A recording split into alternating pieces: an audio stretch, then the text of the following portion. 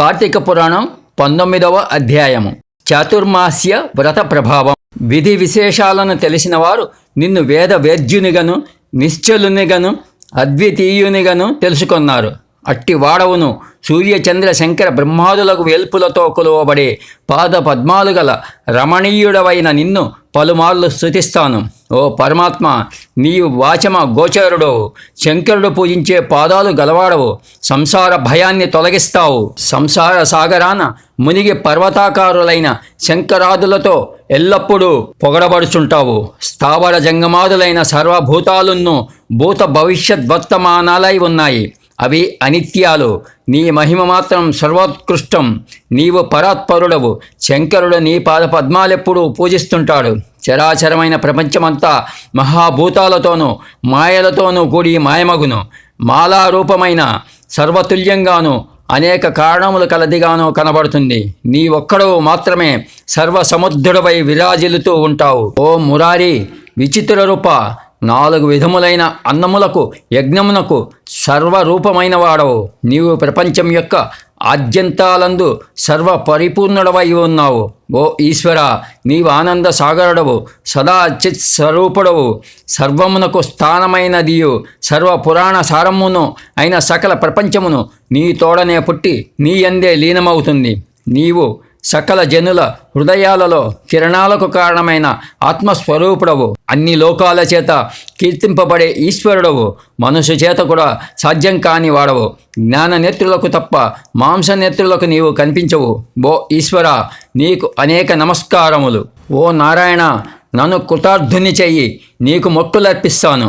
నీ దర్శనం నా విషయంలో వృధా కాకుండుగాక.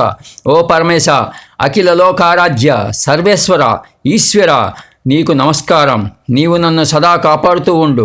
అట్లు చేసినట్లయితే నన్ను కృతార్థుని చేసినట్లవుతావు. నీకు దీనివలన ఏ కొరత రాదు. నీవు దయానిధివి, దాతవు.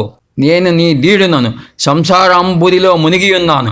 నిర్మలుడా, ఈశ్వరుడా, లోకంచే నమస్కరింపదగినవాడా, మురారి, సంసార సముద్రంలో మునిగిన నన్ను ఉద్ధరించు.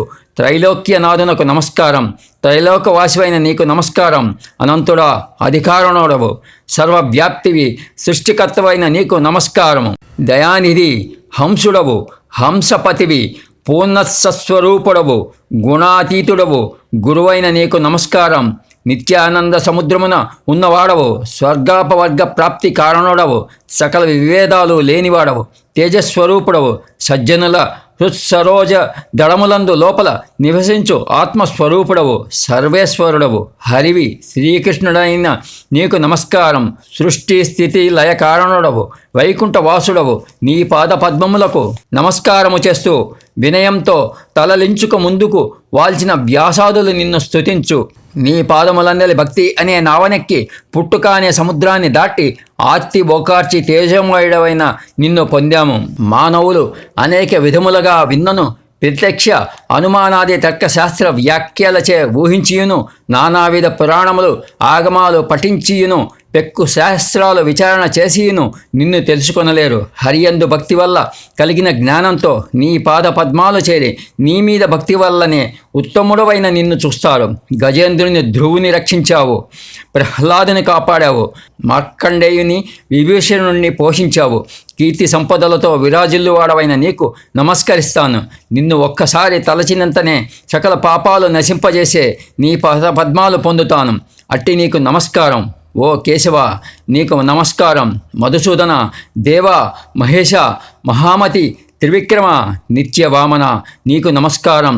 కేశవ, నీకు నమస్కారం. శ్రీధర, నీకు వందనం. ఋషికేశ, నీకు నమస్కారం.